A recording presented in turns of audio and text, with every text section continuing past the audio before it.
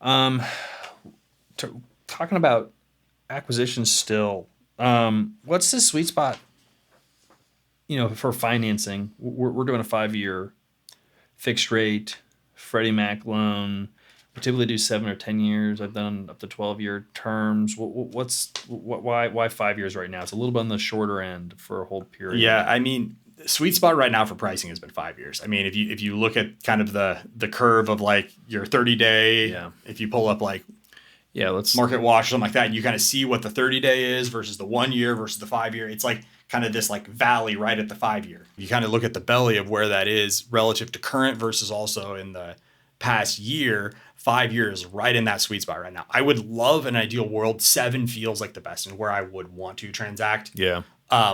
But kind of where the optimum pricing is right now is kind of 5 year. 10 year And because always you're still getting good spread. I mean, we got a really great spread of this on the 5 year. yeah. And so, I mean, yeah, I mean, the 10 years, 4.2%, the 7 year, again, this today is, 3.93, but then at the 5 year, it's, 3.7. So, and you're getting, it's really, I mean, it is really the belly of the curve and just right before, the curve really, truly steepens. And so, yeah, Yeah. in an ideal world, I kind of love the 7 year because everyone talks about the safety of a 10 year, but they start getting antsy before 10 years. Decade's a long time. It, I mean, it, I'm all about a long-term hold. I've held deals for 10 years, but it's a long time. it is. And so I really like the sweet spot of the 7 year. The 5 feels a little short, but it's really But it's appropriate. I mean, that's the average like hold period of most deals. I think like 4.5 years is like the average hold period. I don't know if it's in our portfolio or just in general. It seems to be pretty appropriate. It's just it doesn't necessarily give you it doesn't give you runway. it doesn't give you runway if then okay, well, we actually want to hold on for 7 or 10 years. Now, there's a good chance like the deal that we're doing right now, we might refinance in year. If we like this deal is amazing, we want to hold on to it for an extended period of time. Maybe we refinance in year 3 or year 4 or year 5. Yeah. Do something. So yeah, that's really what it is. And I mean, agency's just kind of where it is right now. Like if you're kind of a larger institutional, you can get some good terms with some of the life co, kind of on your risk spectrum. HUD is just undoable right now. I mean, So tell us about that. I mean, HUD's just a couple of reasons. Obviously, HUD has always been more difficult because you have your PCNA, you have your kind of 6 month window to even close a deal. So the time of it, the kind of headache to go into it was always kind of a barrier to entry, but it always had great rates. And so it's like, okay, if I get on the other side of this, I have a great rate. Well, they're 60 bips outside of the agencies right now. Yeah. So and at least the agencies were offering 35-year amortization. Yeah.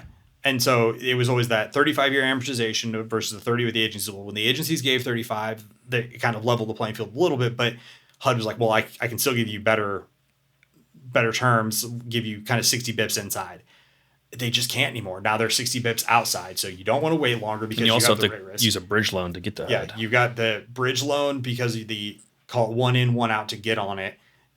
More rate, it doesn't make sense. Plus, right now, like what we see specifically kind of in our portfolio is we're going after bigger deals, and we can talk about that kind of from our financing, our kind of our strategy right now.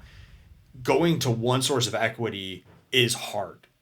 And so we kind of have to piece together. We have some ticks, we have some other things to structure our deals. Well, HUD, you can't do ticks, you can't do DSTs. Mm-hmm. And so all of a sudden, the only way to do a HUD deal is one pool of equity, go straight in, take the rate risk on time, do all those things. And so it used to be this great product for having this kind of long-term wealth preservation.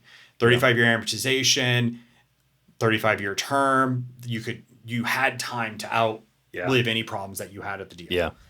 And you can't get on it right now. I mean, I talked with our primary HUD lender last week, and I was like, you guys are connected. Why don't you go to HUD and be like, I don't care about going from 85 to 87 on the LTV. I don't care about going from 118 to 115 on DSCR. Make it so I can get it done in less than 6 months. Make it so that I can have a more interesting capital stack on it. Why does it take so long?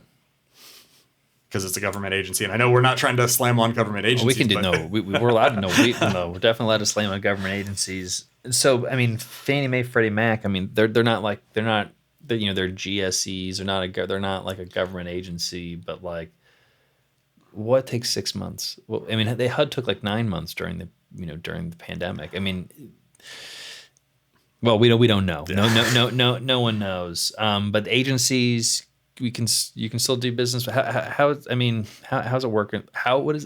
What's it like working with Fannie Mae or Freddie Mac, and how is it changed much? I mean, we have great relationships with the lenders, and so we've been fortunate to have a lot of people kind of go into bat for us when we kind of go to the agencies, know our track record, know what we're looking for, and so, like you said, this deal we got great term on our spread that when we went in for looking at it, we index locked great. So like we kind of nice fairway deal on this one. Is though dealing with the agencies, is it sometimes it seems like it's kind of take it or leave it, our way or the highway. It can be. I mean, there's obviously kind of going into ether as you like to say sometimes when it's like, hey, we have to go with the lender. They want to kind of compete Fannie and Freddie back and forth with each other, and it's harder when we give one lender one Fannie Mae, one Freddie Mac, because they usually like to use leverage one against the other. So when they're kind of standalone, it is take it or leave it.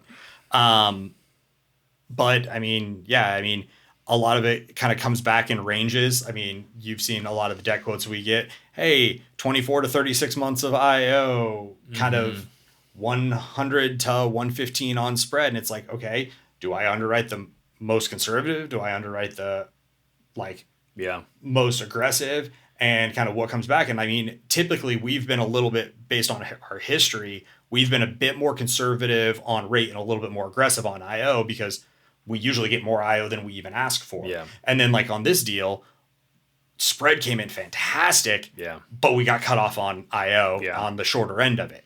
And so that's kind of where we have seen it's kind of how do you balance the initial versus what you finally kind of get quoted at. Yeah, makes sense.